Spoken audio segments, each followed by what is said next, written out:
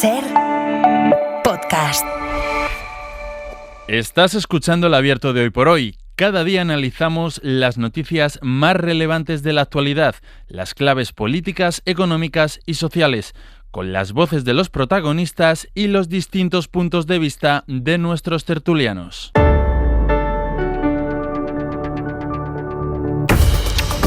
Y este espacio que hoy hacemos desde Aranda de Duero, el abierto, el análisis desde la Casa de Cultura de esta localidad maravillosa que nos acoge otra vez. Nos estamos mal acostumbrando, también voy a decirles, ¿eh?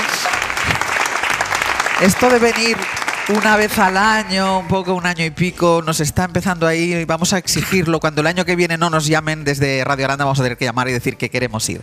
Bueno, desde aquí todo el análisis, y se han venido hasta Aranda. Estefanía Molina, ¿qué tal? Muy buenos días. Muy buenos días, Ángels. Berna González Harbour, buenos días. Hola, déjame decir que estoy encantada de que para mí este era un lugar siempre de paso entre Madrid y Santander, era eso que ponía en la carretera, Aranda de Duero, y gracias al viaje del año pasado y bueno, pues me está encantando ya es parada obligatoria. Qué buena acogida. Doy fe que ayer Berna, mientras cenábamos, anotaba lugares, sitios donde tiene que ir en ese trayecto hasta Santander, donde tiene que pararse. Javier Aroca, buenos días. Hola, buenos días. También reincidente. Sí, y we know where it is.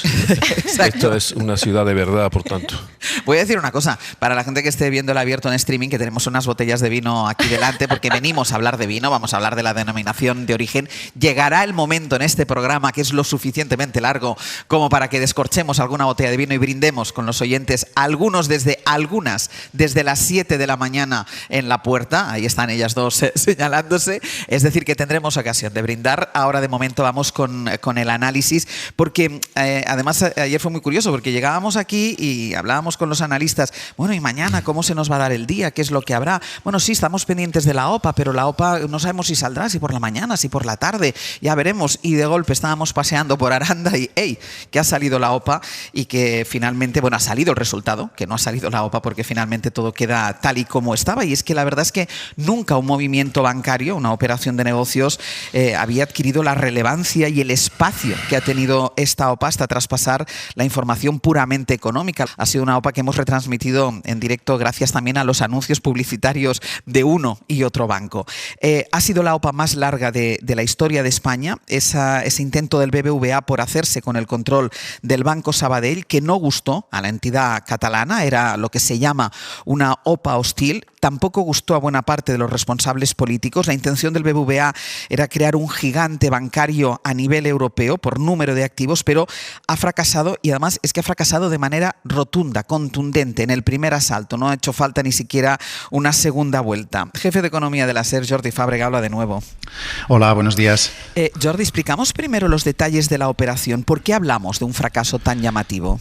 Pues es un fracaso en toda regla, porque BBVA no solo no ha conseguido el 50% de las acciones del Sabadell, que era el umbral mínimo que pretendía, sino que se ha quedado muy, muy lejos. Ha conseguido solo el 25,5% de las acciones, y eso supone además incumplir todas las expectativas que había creado. No olvidemos que hasta el viernes pasado la entidad decía, tanto en público como en privado, que iba a superar ampliamente el 50%. El resultado ha sido tan claro que es por eso por lo que incluso hemos conocido el desenlace unas horas antes de lo previsto, porque la Comisión Nacional del Mercado de Valores no ha tenido ni que reunirse para decidir las condiciones de una hipotética segunda OPA, y por eso el resultado se ha comunicado incluso antes de lo que ellos mismos habían previsto. La operación no ha convencido a los inversores institucionales que BBVA decía tener amarrados, tampoco a los inversores particulares, aunque en este caso sí que es verdad que se daba por hecho que iban a ser más fieles al Sabadell.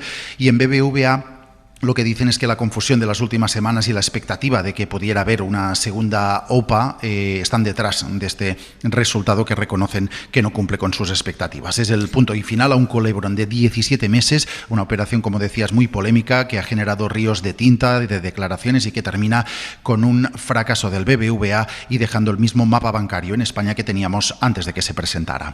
Jordi, con el tablero ya configurado, la pregunta es qué puede pasar a continuación y qué puede pasar en diferentes frentes. ¿Qué se puede esperar de los mercados, por un lado, pero también qué puede pasar con Carlos Torres, con el presidente del BBVA, que la verdad es que con el resultado de esta OPA queda muy tocado, y qué puede pasar con el Sabadell, que por el camino, al defenderse, también ha sufrido un desgaste? Sí, los dos bancos han sufrido rasguños durante este proceso, aunque evidentemente los del perdedor, que es el BBVA, son mucho más profundos y dolorosos. Porque hay que recordar además que esta es la segunda vez que BBVA intenta comprar el Sabadell en los últimos años y es la segunda vez que fracasa, habiendo además puesto ahora toda la carne en el asador. Reconocen en BBVA que ha sido una oportunidad perdida. Veremos las consecuencias que tiene. De momento el presidente Carlos Torres no ha dimitido, no va a dimitir, va a comparecer en menos de media hora junto a su consejero delegado para dar explicaciones de lo que ha ocurrido y dibujar la hoja de ruta a futuro. Y en cuanto a las reacciones que sí ya tenemos, la primera es la de los mercados, porque las acciones de BBVA cotizan en parte en la bolsa de Nueva York.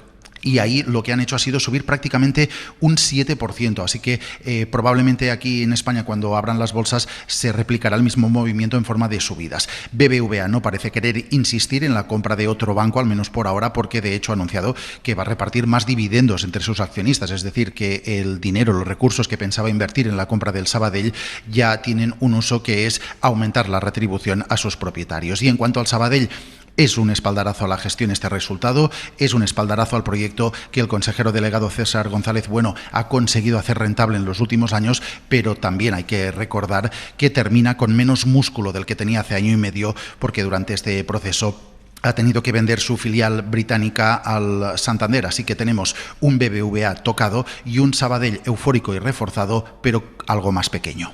Estaremos pendientes a las 9 de esa apertura de los mercados. Jordi, gracias. Hasta luego.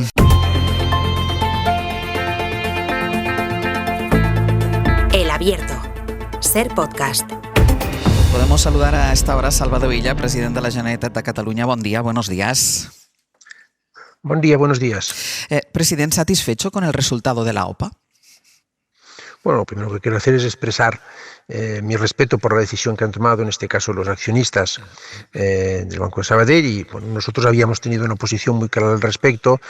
Apostábamos por mantener las dos entidades financieras pues separadas tal como estaban, sin que saliera adelante la OPA, y desde este punto de vista pues sí que estamos satisfechos y pensamos que es una buena noticia, ¿no? Deseo lo mejor tanto al Banco Sabadell como al Banco Bilbao Vizcaya, que es una entidad también financiera muy relevante para Cataluña, y en fin, los accionistas han tomado la decisión que han creído más oportuna, ¿no? Porque, presidente, ¿qué supone para el tejido empresarial catalán que el Sabadell no esté en manos del BBVA? Bueno, el Sabadell es un banco muy arraigado no solo en Cataluña, yo creo que en todo el levante español, ¿no? Y con una cultura financiera muy dirigida a la pequeña y mediana empresa, que tiene un peso específico muy relevante en la economía catalana. Desde ese punto de vista, los portavoces del tejido empresarial catalán y del mundo económico catalán se habían expresado de una forma muy, muy unánime, ¿no? Y muy rotunda para mantener esta especificidad del Banco Sabadell, ¿no? Y yo saludo que esto finalmente haya podido ocurrir, ¿no? Y para el tejido social, ¿qué supone que se mantengan los dos bancos, que se mantenga el Sabadell? Bueno, es la especificidad de un sistema financiero nacido de una entidad financiera nacida en Cataluña. Creo que es una buena noticia para Cataluña, también para el conjunto de España, ¿no? Me parece que ha sido determinante en este caso, usted lo ha mencionado al comentar la noticia, ¿no? El carácter hostil de esta OPA, ¿no? Y me parece que más allá de razones económicas, mi impresión, es una impresión mía, es que también ha habido consideraciones no estrictamente económicas, ¿no? de lo que significa esta entidad financiera pues para la sociedad catalana, ¿no? Y para el conjunto de la economía de Cataluña, ¿no? Han jugado las emociones en este caso en un tema tan económico, que incluso a veces hay que hacer un ejercicio de pedagogía para explicar, pero ha tenido un componente emocional muy importante.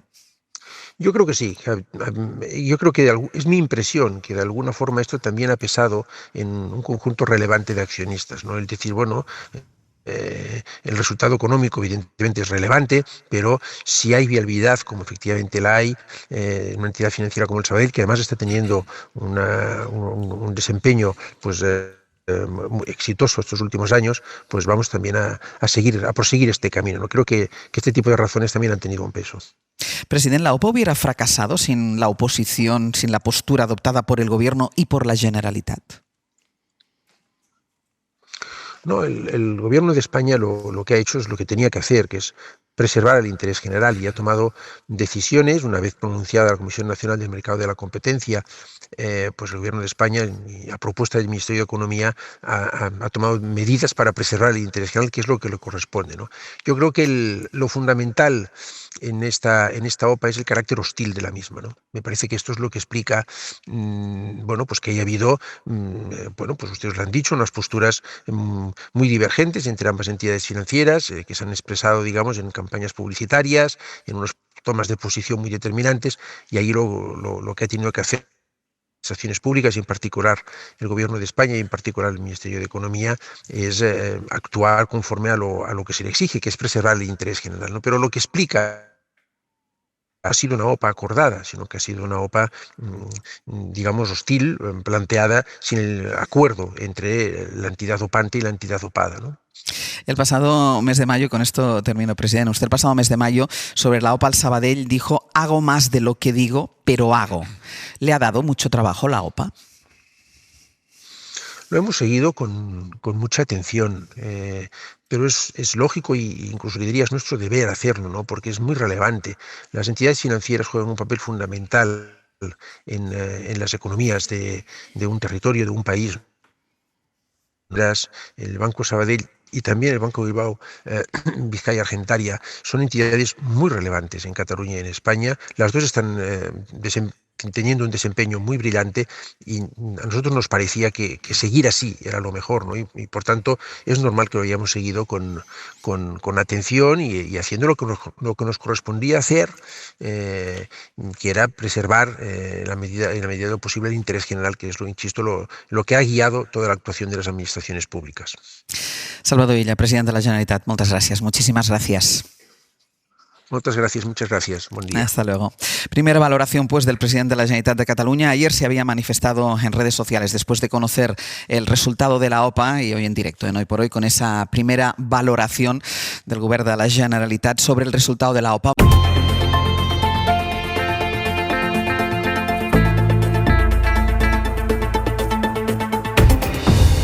En el abierto, Estefanía Molina, Bernat González Harbour y Javier Aroca, después de haber escuchado también la primera valoración del presidente de la Generalitat al fracaso de la OPA. No ha conseguido el BBVA hacerse con el control de ese más de 50% de las acciones del Sabadell que necesitaba para que esa OPA hostil saliera adelante. Ha sido un 25%, ha quedado muy por debajo de sus expectativas, y le preguntábamos al presidente de la Generalitat qué suponía esto para el tejido empresarial, pero también para el tejido social. Y hablábamos, Aroca, con él también de ese componente emocional que ha entrado en juego en una operación que es eminentemente económica, que incluso hemos tenido que estudiar los que no sabemos de esto, pero que sí que ha quedado claro que ahí entraba un componente local que la hacía diferente. Salvador Illa es un dirigente muy inteligente y ha utilizado una palabra comodín que es emoción. Pero detrás de emoción, en este caso emoción catalana, ¿se entiende? Hay otras emociones, por llamarle así, entre comillas. Yo tuve claro el asunto y me sentí bastante envidioso un día que fui testigo de una entrevista que le hiciste a Carlos Cuerpo, el ministro de Economía. Cuando habló, para mi sorpresa, porque siempre había yo oído a los gobiernos españoles defender con fuerza la concentración bancaria, porque parece que eso eran los vientos europeos que llegaban de los Pirineos para abajo, pero no, aquel día él defendió una banca territorializada.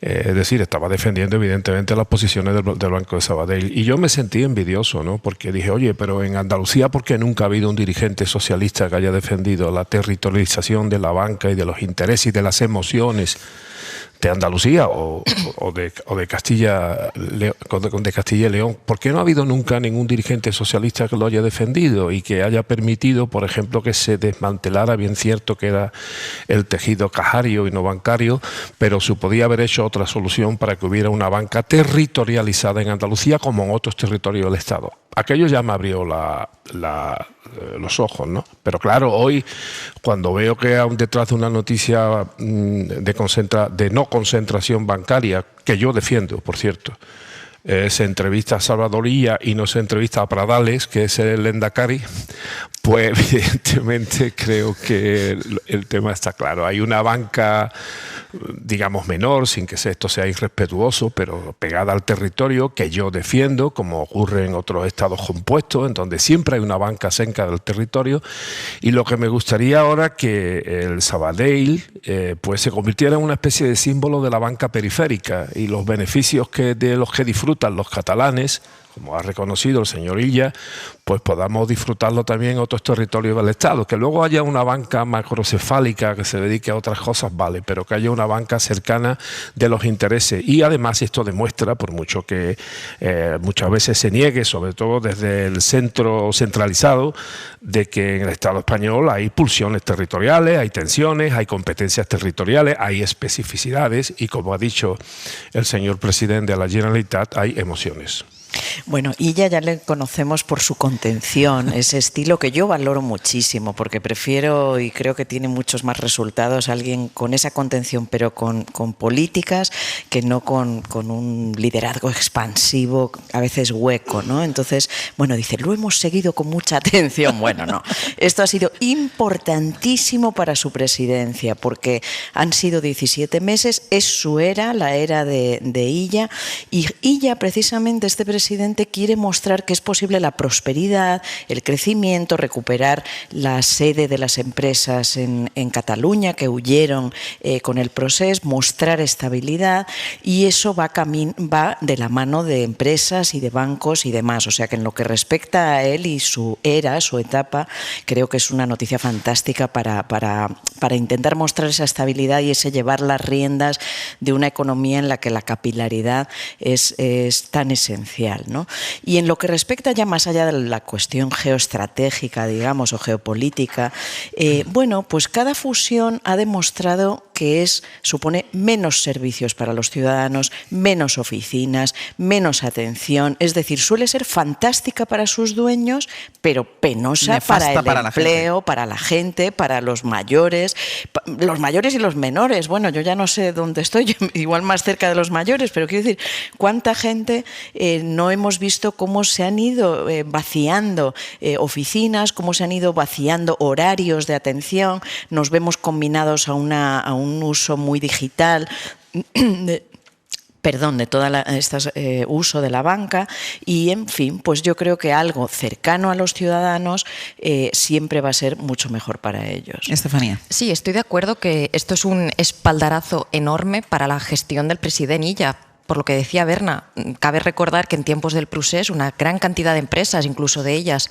bancos, salieron de Cataluña. Ahora, por ejemplo, han regresado 2 de las ramas de la Caixa, una todavía sigue en la Comunidad Valenciana, y en el caso del Sabadell, que continúa allí, a mi entender es una forma de decir: Cataluña quiere competir en los mercados. Cataluña quiere tomar desde aquí sus decisiones, porque cuando hay una fusión bancaria, de algún modo se pierde capacidad de decisión local. Los intereses del propio territorio se diluyen si las decisiones se toman en otro sitio. Entonces, tiene también un componente político en un momento donde vemos, ¿no?, en España, Cataluña venía de ser una de las grandes locomotoras, ahora eso lo ha ido perdiendo en favor de Madrid y esa tendencia mundial a unas grandes urbes. Pero la narrativa del president Illa siempre ha sido esa, ¿no? De superar el procés y de generar esas más oportunidades. Yo no sé si esto es la batalla de David contra Goliat, pero lo cierto es que el Sabadell sale muy reforzado. Demuestra que un banco, tal vez considerado más modesto o más pequeño, sí, tiene capacidad de decir: valoramos nuestra independencia, nuestro tejido, nuestras pymes, que las decisiones se tomen aquí. Y yo creo que obviamente el BBVA seguirá con su voluntad de expandirse en otros mercados, precisamente en un momento, se decía el tema de la concentración bancaria, donde en España tenemos las heridas que tenemos, como en toda Europa, ¿no?, de la crisis de austeridad. Pero el tema de la concentración bancaria también es un problema. A la Unión Europea, aunque parezca contraintuitivo, tampoco le hacía mucha gracia esta sensación de que en España igual se quedaban 2 o 3 grandes bancos. Obviamente el modelo de las cajas tuvo los problemas que tuvo, de las cajas de ahorro, pero tener grandes gigantes no solo es reducción de oferta, también vemos que los clientes luego no tienen tanta capacidad de decir: me gusta más este banco, este otro. Entonces, yo creo que sale reforzadísimo Cataluña y sobre todo el president Illa, que demuestra, ¿no?, espaldarazo de confianza de Cataluña es un sitio para invertir, para seguir creciendo económicamente y volver al liderazgo que tuvo hace años. Claro, que pedía esa palabra. No, al hilo de lo de las cajas desaparecieron prácticamente en su totalidad, pero desaparecieron, bueno, por muchos motivos, muchas razones, entre otras la politización de muchas de ellas, pero desapareció porque hubo una voluntad política de que desapareciera, y lo que pasa es que se nos vendió la burra como que las cajas eran incompatibles porque eran establecimientos, instituciones territoriales, y eso no cabía en Europa. Mentira. En Alemania, por ejemplo, la territorialización de instituciones financieras es fundamental para un Estado compuesto y federal como el de la República Federal Alemana, pero aquí se nos engañó. Y claro, esto conecta con lo que decía antes Berna. No, es que la concentración tenía la desventaja de que menos personal, menos... Claro, pero eso ya lo sabíamos y antes lo defendía todo el mundo era concentrador. No, la España moderna tiene que tener la banca concentrada, y estábamos viendo todos los días cómo despedían gente y cómo estas grandes instituciones concentradas no tenían ningún interés en poner ni siquiera un cajero en muchos pueblos de España.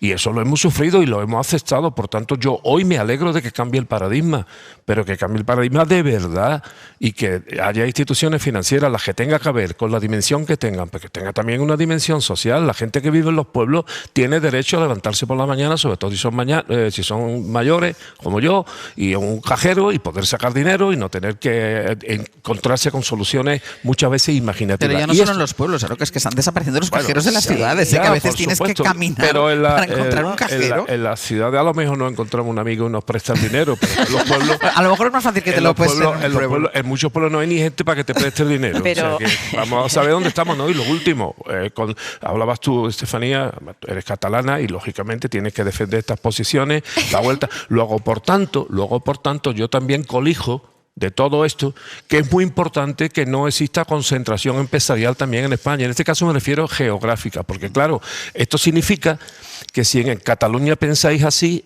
entenderéis que también en Andalucía, por ejemplo, pensemos que no todas las empresas tienen que estar en Madrid, ni tener sus sedes sociales todas en Madrid. Sí. Claro. Javier siempre Aroca con la bandera contra Madrid. No, contra Madrid no, a favor de las periferias del Estado español, en donde estamos hoy, por cierto, y por tanto también a favor de mi tierra, que es Andalucía. Claro que sí, Aroca, lo he dicho con todo cariño. Y... Solo Aroca puede sacar un aplauso en Aranda de Duero defendiendo a Andalucía.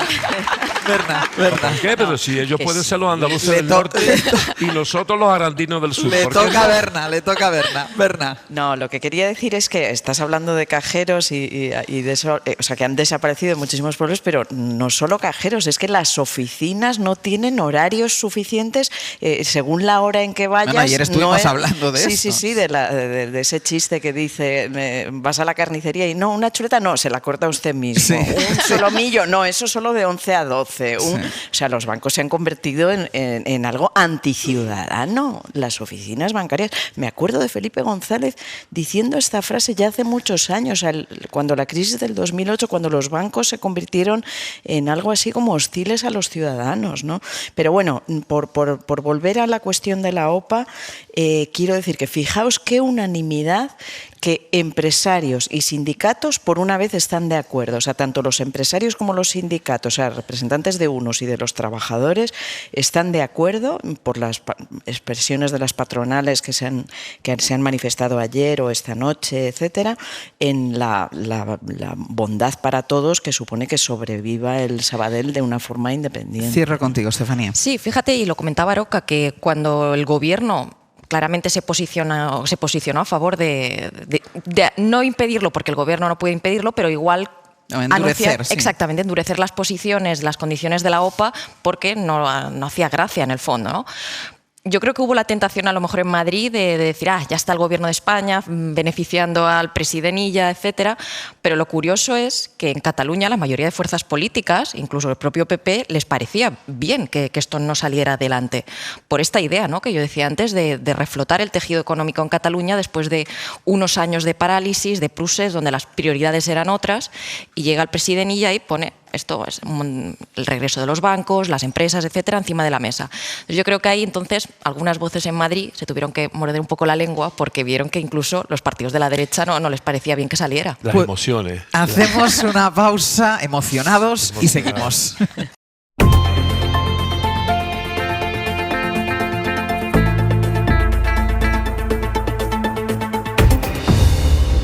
Abierto, Estefanía Molina, Berna González Harbour y Javier Aroca. Hoy desde Aranda de Duero vamos a hablar del caso Koldo, el caso Ábalos, porque ayer el Tribunal Supremo dejó en libertad a Koldo García, el asesor de José Luis Ábalos, como había hecho con él mismo el día anterior el magistrado, a pesar de que cree que los indicios contra Koldo, cree el juez que los indicios contra Koldo son sólidos, sobre todo después del informe de la UCO en el que se les escuchaba hablar de chistorras y de lechugas en referencia a los billetes de 500 y de 100 euros. El instructor cree que no hay riesgo de fuga ni de destrucción de pruebas, que son las condiciones para una prisión preventiva, así que de momento están fuera de la cárcel. Isabel Vega, buenos días. ¿Qué tal? Buenos días. También Koldo, como había hecho el día anterior, Ábalos se negó a declarar. A los dos el magistrado los mantiene fuera de prisión.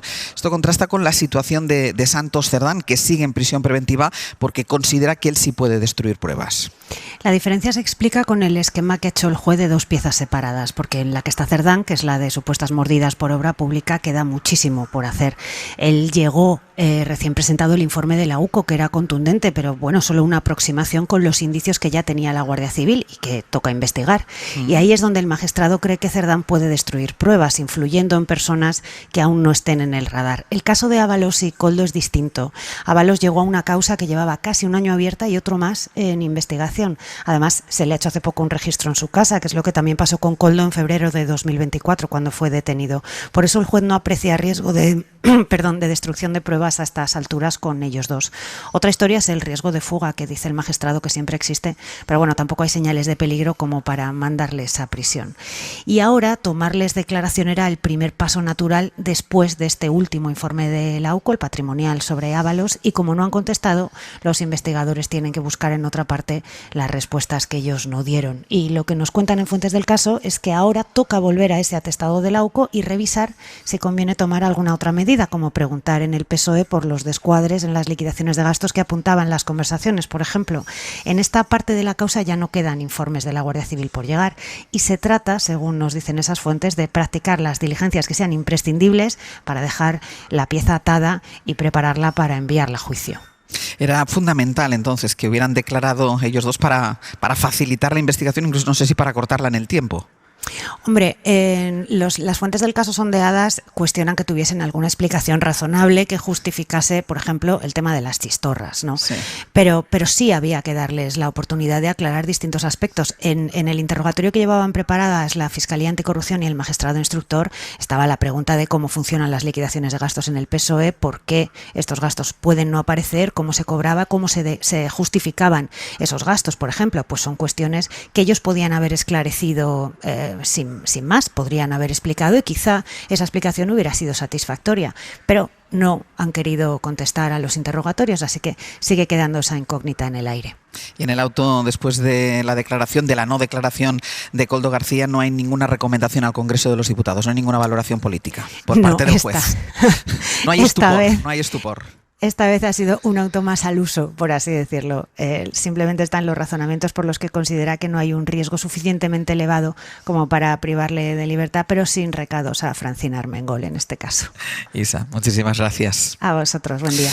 Siguen los dos en libertad porque ya saben que la prisión preventiva tiene que reunir unas condiciones que no se dan. En el caso de Koldo García y de José Luis Ábalos, llamó mucho la atención, Berna, el auto después de la declaración, de la no declaración de José Luis Ábalos, con ese estupor y esa recomendación al Congreso para que cambiara la ley, para que alguien que no ha sido condenado, sobre el que pesa una investigación, eso es evidente, y muchas sospechas, pero no hay condena, mantenga el acta de diputado. No ha pasado así con Koldo, pero es verdad que su actitud de no declarar, que se acogen a su derecho, dificulta la investigación.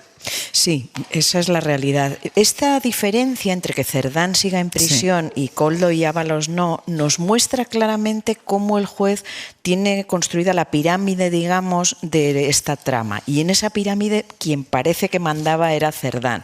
Él es el que conocía quién pagaba, dónde, cómo, los mecanismos que montó supuestamente para ir financiándose y financiando esa vida depravada, dejarme decirlo así, de Ábalos, que estamos conociendo cosas muy, muy vergonzosas.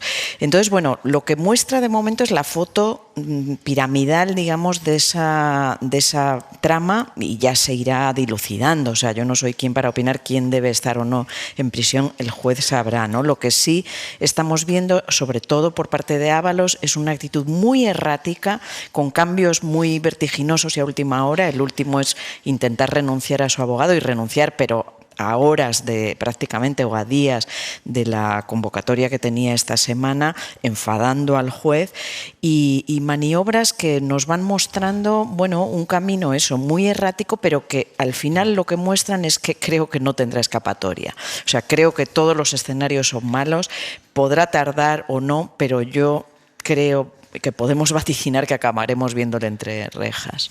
Sí, es muy importante recordar, como hacías, Ángels, cuáles son los motivos para que una persona entre en prisión provisional. Reiteración delictiva, riesgo de fuga, destrucción de pruebas. ¿Por qué lo digo? Porque veo mucho que lo jurídico mezclado con el debate político es la gente echándose las manos a la cabeza. ¿Por qué el juez no los ha metido en prisión? Bueno, porque todavía la justicia se rige no por una especie de populismo tertuliano o político, sino por unos criterios sólidos. Y en este caso, por ejemplo, en el caso de Ábalos, se cree que si él se hubiese querido marchar ya lo habría hecho. Tiempo ha tenido. Tiempo ha tenido. Y ahora mismo no son personas que estén en el ministerio trabajando, ya no es ministro, como para poder eventualmente destruir presuntas pruebas. Pero yo he visto en los últimos días gente diciendo, y también hay un run político, que es ¿qué intereses habrá ahí para que no estén ya en prisión preventiva, en prisión provisional? Bueno, pues esta es la explicación. Y luego también muy importante cómo se ha mezclado aquí el debate de cuando uno es un cargo electo, una persona elegida por el pueblo, que tiene su escaño, como el juez dice en su escrito, que es un poco extraño de entender que él siga con su escaño. Bueno, pues hay que recordar, y esto pasó lo mismo con los presos del proceso independentista, que no quisieron renunciar al escaño, que el escaño es algo del diputado electo, ni siquiera el propio partido. Seguramente el PSOE le encantaría que Ábalos ya no fuera diputado ni siquiera en el grupo mixto, pero es algo de la propia persona. Pero yo creo que ahí nuevamente se mezcla esa tensión entre recordarle a la gente que alguien puede estar en un procedimiento judicial, pero que sigue siendo alguien que ha elegido la voluntad popular, nos guste más y nos guste menos. Y yo creo que en el caso de Ábalos ahora mismo es probable que parte de no renunciar a su escaño tenga que ver con que a lo mejor es su sustento principal. Bueno, parte no, básicamente. Básicamente. Eso, sí, y luego sí. Aparte el tema de lo de renunciar al escaño, que se me ha ido, que incluso los juristas o los abogados suelen recomendarle a la gente que incluso es mejor no ser aforado, que a veces también incluso pensamos que es un chollo que los políticos sean aforados, porque hay que pedir el suplicatorio, etcétera. Al contrario, reduces instancias de apelación, y yo creo que a Ábalos también le está pasando esa tensión de si renunciara al escaño, pues perdería un sustento, pero tendría más instancias para apelar en estos en cualquier más caso, tiempo. esto es lo que provocó, voy ahora contigo, es lo que provocó el estupor del juez que tiene que aplicar las leyes, interpretar las leyes y aplicarlas. Lo que pretendía el juez en ese auto era que se cambiaran las leyes, pero a mí me sorprendió más todavía las declaraciones de Alberto Núñez Feijóo, líder de la oposición, que él tiene que saber perfectamente que el escaño, el acta de diputado, es un acta personal, y también manifestó su estupor porque el señor Ábalos continuará siendo diputado. Pues hasta que no deje el acta seguirá siendo diputado. Aroca. Bueno, primero la cosa, porque a pesar de lo que ha dicho del populismo tertuliano, que a mí me parece bien que a veces ocurre, también deberíamos de ejercer un cierto esfuerzo pedagógico, porque nos escucha mucha gente. En España no solamente están aforados los políticos, ¿no? Porque es que parece que aquí solamente los políticos disfrutan de aforamiento. No. El aforamiento, en mi opinión, desgraciadamente en España alcanza a mucha más gente aparte de los políticos. Eso es lo primero. Segundo, el principio electivo en un sistema democrático es fundamental, y la separación de poderes. Por tanto, nadie puede ser desprovisto de su escaño, y menos sin haber sido condenado. Lamentablemente en este país tenemos algún ejemplo insisto, lamentabilísimo de desposeer a alguien de su escaño. Pero bueno, eso será otro debate. Eso es lo primero. Segundo, o lo tercero, bueno, estamos tan asistentes a lo que está ocurriendo que parece que todo el mundo es ya experto en derecho procesal. Con lo difícil que es derecho procesal, doy fe de ello, porque lo he sufrido. Es dificilísimo el derecho procesal. E incluso sabiendo un poco, uno a veces no sale ni de su desconcierto ni de su estupor por cómo se llevan a cabo determinadas instrucciones y determinadas diligencias judiciales en el Estado español. Por tanto, deberíamos todos de ser prudentes. Este señor no ha entrado en prisión porque no se dan ninguno de los supuestos que la ley permite. Pero incluso no dándose estos supuestos, hay gente que ha estado en la cárcel. Y también, de ahí también digo yo mi desconcierto y mi estupor por el comportamiento a veces desconcertante de algunas instrucciones. Lo cierto es que en este asunto, por cierto, nadie puede ser procesado por una vida depravada. Hay mucha gente que vive depravadamente, pero no están cometiendo ningún ilícito penal. Nos podrá parecer un ilícito para el que tenga moral, pues moral, o de malas conductas. Bueno, es un calificativo en el que estoy añadiendo que los uno miles se de vaya, euros gastados en el traslado de sus lo diré más claro para que me invitadas. entienda el auditorio y para que me entiendan los que me están escuchando. Irse de puta no es un delito, ni tener tresquería, porque si lo fuera, teníamos que empezar desde la más alta magistratura de este país. Javier, sabes perfectamente que estoy hablando de los miles de euros o decenas o cientos de miles de euros que tal vez se han gastado en el traslado de esas invitadas. Si el dinero no era suyo, es un delito. Bueno, pues pero si el dinero es suyo y se lo gasta en lo que le dé la gana, no es un delito. Te recuerdo terminar, que voy contigo, Bernardo, pero termina, lo cierto que en este caso, pues los instructores no acaban de encontrar el cuerpo del delito, que es el dinero. ¿Dónde está el dinero? Berna. ¿Dónde está el dinero? No, simplemente te recuerdo que el informe de la UCO lo que ha detectado y lo que tiene entre manos el juez es extraordinarios ingresos irregulares y opacos, cito literal, irregulares y opacos. Y cuando he dicho depravada, me refiero no a... O sea, es que no quiero ni repetir esa expresión. Lo que he visto me conmociona como persona, más allá de la ley, los diálogos que he visto, esas prácticas de jactarse de estar con 3 o con 5, de buscar el polvo, las pastillas azul, etcétera. Quiero decir que eso, engrosado además con dinero de procedencia opaca e irregular. Pero hay que demostrarlo. A ver, en España rige el principio acusatorio. Ya hay unos audios. En España domina el principio acusatorio. El que acusa es el que tiene que probar. Evidentemente. Y el que se defiende pues puede incluso hasta no declarar, porque está en su derecho. Y los informes de la UCO no son definitorios. Un juez puede decir al final, este informe no vale. No compro eso, perdón, porque tampoco voy a comprar como en Gürtel esperar hasta la sentencia. Pues a la vuelta voy contigo, Berna. No compras lo que los informes de la UCO no son definitorios y pedía la palabra también Estefanía. Pausa y seguimos. Ahora continuamos con el debate que teníais aquí, sobre todo Berna y Aroca, sobre la instrucción del caso Koldo y el caso Ábalos, pero dejadme un momento que me vaya a actualizar los mercados. Les decíamos cuando hablábamos del resultado de la OPA del BBVA sobre el Sabadell que íbamos a estar muy pendientes de la apertura de los mercados. Bueno, esto ya se ha producido, se dispara el BBVA en bolsa, se desploma el Sabadell y hay además una primera reacción a través de una nota de la entidad catalana de La Molina. Buenos días. Sí, ¿qué tal, Ángels? Buenos días. Los mercados reaccionan de forma previsible al fracaso de la OPA. Más de un 6% sube a esta hora el BBVA, que como tú dices se dispara. En línea con la reacción que ya tuvieron ayer las acciones del banco que cotizan en la Bolsa de Nueva York, donde subieron un 7%.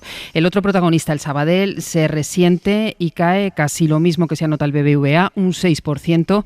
Ahí ya además, como tú decías, una primera reacción oficial de la entidad catalana. El banco, dice en una nota, agradece el apoyo mayoritario de sus accionistas, sus clientes, sus profesionales y la sociedad en general El presidente Josep Oliu asegura que el fin de la OPA es el mejor camino para el Banco de Sabadell y para BBVA, que son dos grandes entidades que generan más valor por separado que juntas. El banco además añade que una vez concluida la OPA, la entidad va a continuar con la ejecución de su plan estratégico 2025-2027, que anunció en julio y que contempla una remuneración de 6.400 millones de euros a los accionistas y elevar la rentabilidad al 16% en 2027. Adela, muchas gracias. A vosotros, buenos días. Primera reacción pues de las bolsas, se dispara hacia arriba el BBVA y cae el Banco Sabadell. Vamos a retomar, venga, el análisis, el debate en el punto en el que los dejábamos. Decía Aroca, los informes de la UCO no son definitivos. Berna. Bueno, es que has tocado mi fibra sensible, Aroca. O sea, dices, ir de putas no es delito. No, ni es delito comprar un collar a la puta, o sea, decirlo, ni es delito decir, mira, tienes a la Inara, que está bien, está recién, está bien, está perfecta, y la colombiana nueva. No, si yo quiero la otra también, pero era porque cambiaras tú, que a ti te gusta más Ariadna. No sé, la Carlota se enrolla que te cagas. Todo eso no es delito. Ni comprar un collar a la puta y un ramo de flores a la mujer, etcétera, etcétera. Mira, hay cosas peores que un delito. Hay cosas peores que ser delito, y es tratar a las mujeres así, es considerar que las mujeres son materia que debes comprar, es considerar que las mujeres son intercambiables, que puedes usar dinero, y ahí ya entramos en el delito, usar dinero que no se sabe de dónde viene, irregular y opaco, para pagar tríos, quintetos o unas, me da igual. Quiero decir, es tan depravado lo que estamos escuchando, es tan vomitivo lo que estamos escuchando, que hay algo mucho más importante para mí que el delito, y es todo esto. Dicho esto, hombre, gracias. Berna, hoy te llevas aplausos. No, hombre, es que me palpita el corazón, Aroca. Me palpita el corazón. Termina, Berna. Y además las mujeres hacen muy bien en aplaudirte. No, Yo hombre, dicho y espero que los hombres. Termina, perdóname. Entonces, informes de la UCO. Nos pasamos 10 o más años escuchando el argumento de la derecha de que hasta que no hablen los tribunales sobre la Gürtel. Y seguíamos en el país contando, en la SER, contando montones de periódicos, de medios de comunicación, no lo circunscribo al país o la SER. Y las sentencias tardan 10 años, o tardan 12, o tardan lo que sea. Y cayó el gobierno de Rajoy. Y hoy me niego a tener que esperar una sentencia para condenar lo que estamos viendo y lo que estamos... ¿Qué? Uy. Aroca. O sea, me levanto y me voy, ¿eh? ¿Me estás llamando gallina? Yo a ti no. Mira. ¿He dicho gallina yo? Adiós. ¿Berna? ¿Qué he dicho de gallina? ¿Berna? He hecho pu, que significa que no estoy de acuerdo contigo, pero no he hecho ni una gallina. Siéntate. Que no se hace la gallina. Venga, siéntate. ¿Qué estás diciendo? Pero estás cacareando como una... Que no estoy cacareando. Hombre, venga, continuamos. ¿qué sonido has hecho, Retomemos por el debate favor? donde lo teníamos. Retomemos el debate. Yo no vuelvo a debatir. Aroca. Nadie es culpable que este país... Primero no ha hecho la gallina, eso es lo primero. Y si te ha parecido, lo siento. Berna. Venga. Aroca. No lo he hecho. Primero, nadie es culpable en este país hasta que no se demuestre lo contrario. Tiene que haber una sentencia firme. Al menos yo eso lo defiendo desde la más absoluta convicción. Como demócrata y como persona que tiene una cierta formación jurídica. No es que sea yo un grandísimo experto. Luego, por tanto, cualquiera que se pone delante de un juez tiene derecho a defenderse. Las conductas personales, por muy repugnantes que nos parezcan, y a mí me parece que todo lo que ha dicho Berna de este señor es absolutamente repugnante, y yo lo comparto, eso no es suficiente para que una persona se le juzgue y se le condene. Solamente te pueden juzgar y te pueden condenar por delitos. Y además tiene que haber derecho subjetivo, es decir, tiene que haber un proceso. O sea, tú tienes que ir ante un juez, tienen que demostrar los delitos que dicen que tú has cometido y evidentemente luego te pueden condenar. Pero hasta ahí es lo que yo estoy defendiendo. Yo al señor Ábalos y al señor Koldo nunca lo he votado ni nunca lo votaré. Ni tampoco le daría nunca la medalla de la Guardia Civil, por cierto, como algunos se la han dado. Pero eso no significa, por muy mal que me caigan esta gente y por muy mal que me parezcan sus conductas y por muy machista y por muy repugnante que me parezcan lo que hayan dicho, que yo tenga que decir a la cárcel con ellos. Y nada, no, porque como yo creo que no, que han dicho chistorra, a la cárcel con ellos. Bueno, mire usted, palabras en el AMPA para definir el dinero hay miles. Y yo creo que eso no es suficiente. Y por cierto, algo que también le han sorprendido a Berna, aunque no esté ahora. Evidentemente los informes de la UCO no son definitivos ni definitorios, son un auxiliar más del juez, en tanto que son policía judicial, pero son los jueces los que deciden luego si eso vale o no vale, porque tienen que luego ser objeto de prueba. Y se sorprendería todo el mundo si viera la cantidad de informes de la UCO que están en las papeleras judiciales, porque los jueces muchas veces incluso los desprecian. Estefanía. Varias cosas. La primera, sobre los informes de la UCO. Obviamente la policía judicial hace su trabajo, recaba las pruebas, investiga y luego está ahí la praxis del juez, que es, bueno, de todo esto, ¿qué va para sentencia? O de todo esto, ¿qué veo que está aprobado o no? Hay jueces que a lo mejor, y esto se ha criticado en España, han sido menos finos y parecía, ¿no?, que los informes de la UCO ya eran las tablas sagradas. Y hay otros que obviamente no, han cogido lo que consideraban. Pero eso no quiere decir que nadie esté haciendo mal su trabajo. Unos investigan y otros juzgan. Esto en primer lugar. Luego, lo del tema de las mujeres. A ver, aquí hay una realidad. El Partido Socialista ahora se enfrenta a asumir que le haga un roto en el voto femenino, y yo creo que ya están sobre la constatación de que eso les puede estar pasando en las encuestas, por todos estos audios que ha relatado Berna. Es decir, aquí ya hay una consecuencia política que es la primera. Es que mucha gente cree que existe una doble moral entre lo que algunos dirigentes decían. Creo que decía Ábalos, en tanto que socialista soy feminista. Bueno, y luego hemos escuchado otra serie de audios, mientras es triste porque la mayor parte de la acción política del feminismo en este país la ha llevado adelante la izquierda, entre ellos el Partido Socialista, y están pagando las feministas del PSOE, y a mí eso me parece profundamente injusto, por lo que presuntamente hayan hecho ciertos señores. Por tanto, sí ya ha servido, y yo creo que eso, Aroca, lo sabemos todos, para deslegitimar ciertas causas de un movimiento feminista abanderado por las mujeres. Exactamente, que han tenido que sufrir, como que se rían de ellas, o el descrédito de lo que presuntamente han hecho los señores. Y luego, por último, el tema de, para que veamos la importancia del escaño, todo esto venía al hilo de lo que dice el juez el magistrado Leopoldo Puente, que le genera estupor, ¿no?, que todavía sea diputado José Luis Ábalos. Quiero recordar el caso de Alberto Rodríguez, que finalmente el Tribunal Constitucional le dio la razón, claro, porque fue privado de su escaño, porque el Supremo había instado a la presidenta del Congreso, Meritxell Batet, en tanto que pesaba sobre él creo que fue una condena con un periodo de 45 días de inhabilitación, el Supremo, quiero recordar aquella batalla, pidiéndole a la presidenta del Congreso en aquel momento, Meritxell Batet, que lo privara de su escaño. Ella luego defendió hasta el final, pero finalmente lo privaron de su escaño y el TC enmendó la plana de ese acuerdo. Por tanto, para que veamos la importancia, que yo sé que a veces también en este populismo que yo decía antes de, bueno, si está en un procedimiento judicial, ¿por qué no le quitan su escaño? O incluso si es una persona condenada. Bueno, pues que la voluntad popular importa. El Abierto. Ser Podcast.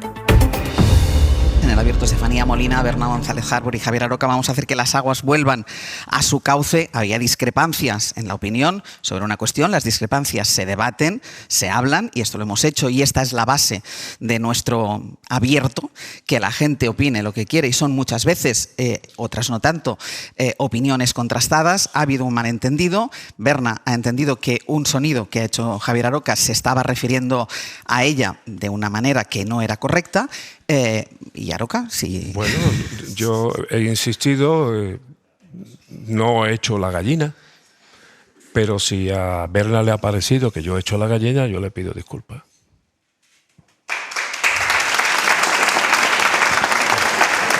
Vamos a retomar.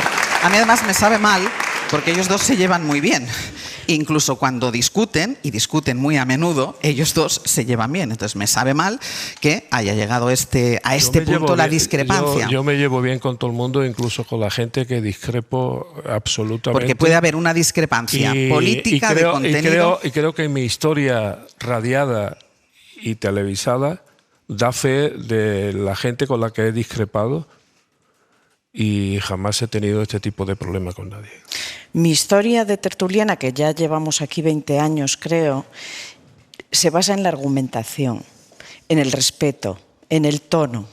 Y ni la gallina, ni papá o no sé qué has dicho, mientras yo hablaba, es que si no que lo yo sabes no... lo que has dicho, Bueno, a ver si va a gracias resultar, por tus disculpas tan entusiastas. Si no sabes lo que he dicho, vamos a ver, igual te Javier, tienes que disculpar tú. ¿Vamos a avanzar? Bueno, Javier, yo jamás me he puesto a hacer ni papapá ni pepepe mientras nadie habla, sea la gallina... Hay una discrepancia importante.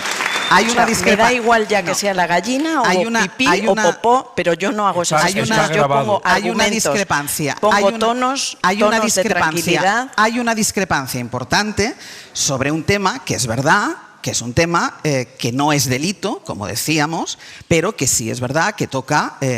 algo muy importante de las mujeres, y es el tono en el que nosotras y nosotros hemos escuchado cómo Ábalos y cómo Koldo se refieren a las mujeres, que no es delito, es evidente. Pero ¿en qué momento he defendido yo en esta mesa o en cualquier mesa? Tú puedes defender lo que te dé la gana, pero con argumentos, por favor. ¿En qué momento he defendido yo, en algún momento de mi vida, no hoy, la actitud de Ábalos o de Juan Carlos I con respecto a las mujeres? ¿En qué momento de mi vida he dicho de eso? Yo estaba utilizando, tratando de utilizar argumentos jurídicos en contra de la manera en la que se estaba llevando a cabo la instrucción de este caso y de otros casos, con argumentos absolutamente jurídicos. Sí, como papapá o pepepe. Venga, por favor. Yo solo uso argumentos y solo uso tono. Tono tranquilo intenta ser. Ahora no sé si va a ser posible. Y tus disculpas son como esas de los gobiernos cuando dicen a quien se pudiera sentir molesto le pido disculpas. Vamos a intentarlo. Vamos a intentar cambiar el tono. Estefanía, tú que estás en medio. A ver, yo creo que hay algo en lo que los tres estaremos de acuerdo. Hasta los cuatro, no más. Imagínate. Una cosa es la vida personal que uno lleve, pero yo no creo que esto sea lo que está juzgando el juez. Si Ábalos entraba, salía, se paseaba o se tomaba un café. Esto no es lo que se está juzgando. Lo que yo creo, por un lado, es la doble moral política que yo he señalado antes y que afecta y que le daña a las feministas del PSOE. Que daña al partido. Exactamente, que le está levantando la causa y ya lo vimos en la encuesta de 40DB, le está haciendo daño en cierto voto femenino. Y luego saber, que también es parte de la investigación de toda esta multitrama, si esas señoras eran pagadas con dinero público, si recibían alguna especie de puesto de trabajo por tener otro tipo de relaciones afectivas con estos señores, y eso es lo que se está investigando. Es decir, que un señor haga lo que quiera con su vida es una cosa, incluso si es político, y nos puede parecer fatal, y es ahí la doble moral o no. Lo que hay que saber es si eso se pagaba con un dinero público o un dinero ilícito, que es lo que entiendo yo que se está investigando. Y a mí esto me parece que no debería generar ningún tipo de discrepancia. Yo creo que ahí hay unanimidad entre todos los que estamos aquí. Sí, el tema es, se puede exponer de una manera o se puede exponer de otra manera. Yo creo que aquí ha quedado claro el consenso de que la gente va a la cárcel o se la condena por delitos. Sí. Y la vida privada de la gente, que nos parecerá tremenda, no es sancionable penalmente. No, lo que pasa es que yo sí, lo que intento ir más allá del delito, y el delito lo juzgará el juez, y efectivamente ahí, como decía Estefanía, a la que agradezco este afán pacificador,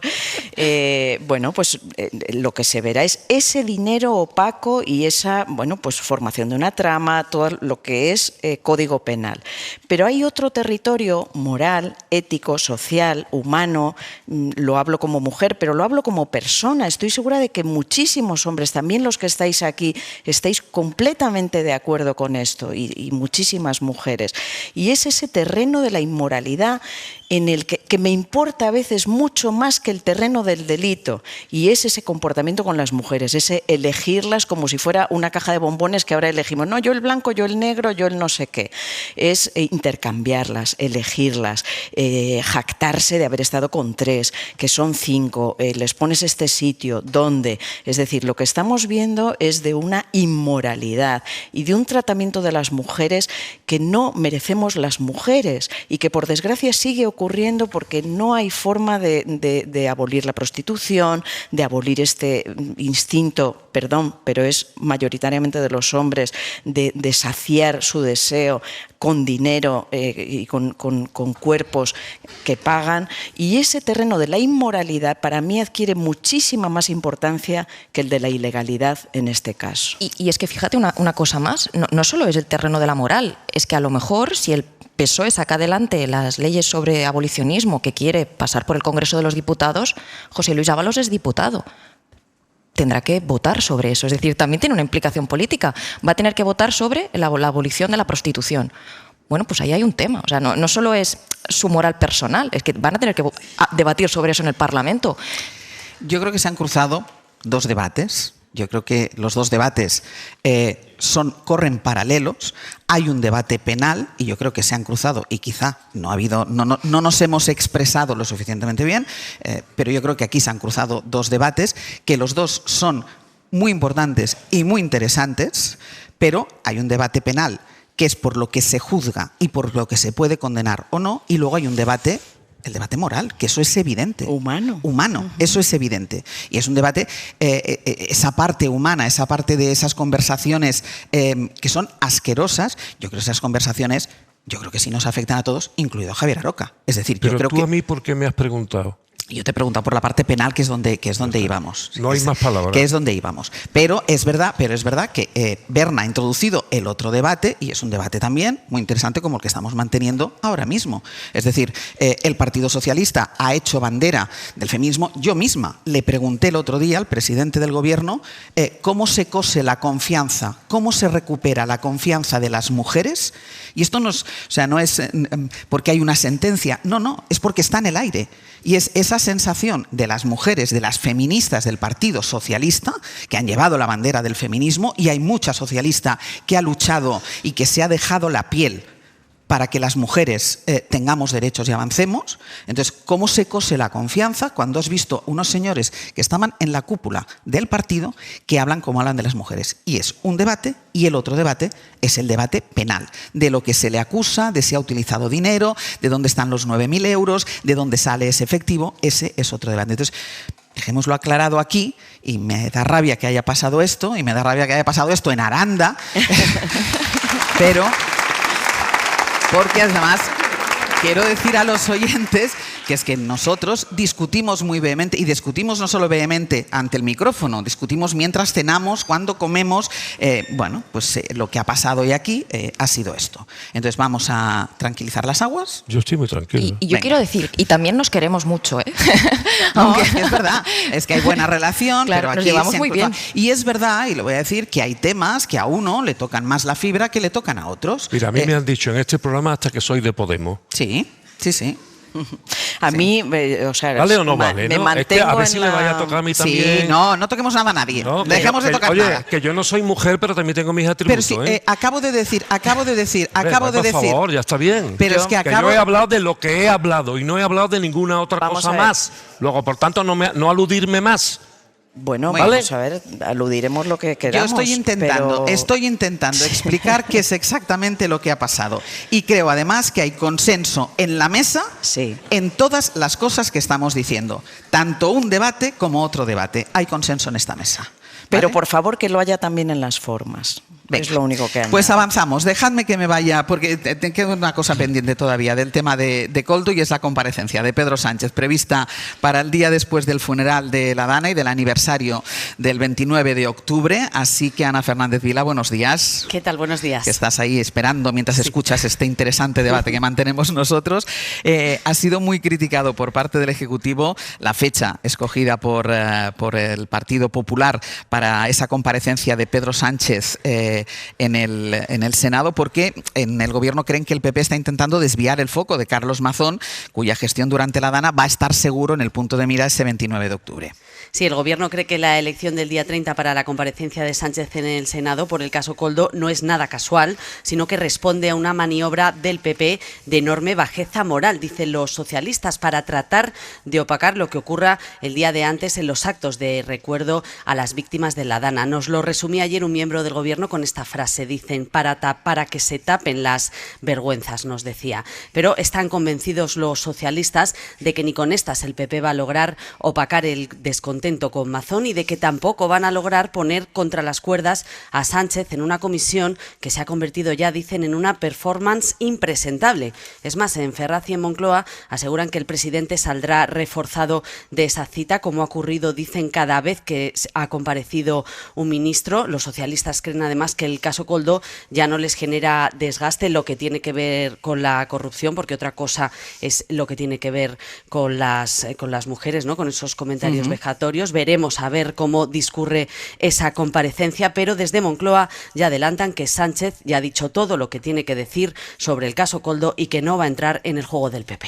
Ana, gracias. A vosotros. El 29 de octubre, que se celebra el funeral de Estado de las víctimas de la Dana, vamos a hacer además ese día un programa especial desde Valencia. Es una cita que va a presidir el rey, a la que acudirán representantes de la política nacional, también de la Generalitat Valenciana, incluido Carlos Mazón, Radio Valencia. Natalens, bon día. Bon día, Ángel. Y es la presencia del presidente lo que critican las víctimas. Las principales asociaciones exigen a Mazón que no acuda al homenaje porque le consideran evidentemente responsable de las muertes de esas 229 personas. Sí, los familiares de las víctimas van a decidir individualmente si acuden o no al funeral de Estado que se celebrará el miércoles día 29 por la tarde en la Ciudad de las Artes y las Ciencias. Pero la presidenta de la Asociación de Víctimas Mortales, Rosa Álvarez, avanza que no quieren que el presidente Mazón asista, aunque saben que manda el protocolo. En declaraciones a la cadena SER, Álvarez indica que su presencia es incómoda para las víctimas por el trato que les ha dispensado y porque le consideran responsable de las 229 muertes. No queremos que vaya Carlos Mazón porque no sería muy congruente que quisiéramos que viniera cuando le estamos solicitando a toda hora su dimisión y que se ponga a disposición judicial. Aparte, consideramos que es el máximo responsable de la muerte de nuestros fallecidos, con lo cual no, taxativamente no queremos que vaya. Rosa Álvarez espera también que se cumpla la promesa que ha hecho el Gobierno central y que todo el protagonismo lo tengan las víctimas. Gracias, Ana. De nada. Y de la actualidad internacional, hoy hay una cita que va a estar en la Casa Blanca. El presidente Donald Trump va a recibir a su homólogo ucraniano Volodymyr Zelensky. Es un encuentro que se va a producir menos de 24 horas después de la conversación telefónica entre Trump y el presidente ruso, en la que han acordado, ya saben, verse en persona en Budapest, algo así como en territorio neutral, porque Víctor Orbán es aliado ideólogo de Trump y estratégico de Putin. Bueno, lo relevante es que después de esa llamada, Donald Trump ha rebajado el que era uno de sus asuntos claves en la conversación con Zelensky, que es la entrega de misiles de largo alcance a Kiev. Pablo Morán, buenos días. Hola a todos, buenos días, Ángeles. Ahora dice que Estados Unidos necesita esos misiles, pero para Trump el fondo del encuentro sigue siendo el mismo, intentar acercar posturas para acabar la guerra de Ucrania después de haber logrado ese alto el fuego en Gaza. Sí, esa llamada de ayer es un jarro de agua fría para la delegación ucraniana que busca esos misiles para ampliar su ofensiva allí donde se está jugando esta guerra. Lo explica el analista militar Jesús Pérez Triana. La guerra se está decidiendo no en esos pequeños avances en el campo de batalla que cada bando está lanzando contra la retaguardia enemiga drones y misiles. Y ahí es donde Ucrania está haciendo avances, golpeando duramente la capacidad de refinamiento de la industria petrolera rusa. Son de alta precisión y esto le permitiría, de poder tener Ucrania estos misiles, golpear las fábricas de producción de drones, las fábricas de armamento, los centros de comunicación o de mando estratégicos de Rusia. Putin intentó ayer convencer a Trump y parece que lo logró de que este armamento no iba a cambiar la situación en el frente de batalla. Cierta decepción en Ucrania, por tanto, que aún así mantiene el ánimo alto en esta guerra de desgaste, según Carmen Claudín, investigadora senior del CIDOB. La situación de resistencia de los ucranianos no es tan mala, entre otras cosas porque tiene una población totalmente motivada y a pesar del hecho de estar absolutamente exhaustos y a pesar de querer tener paz ya, no la quieren tener a cualquier precio. No obstante, uno de los actores aquí es Trump y es imprevisible, siente algo más que simpatía por Putin y ha quedado con él en 2 semanas, algo que también rebaja las expectativas sobre los resultados de la cita de esta tarde. Pablo, gracias. A ti, hasta luego.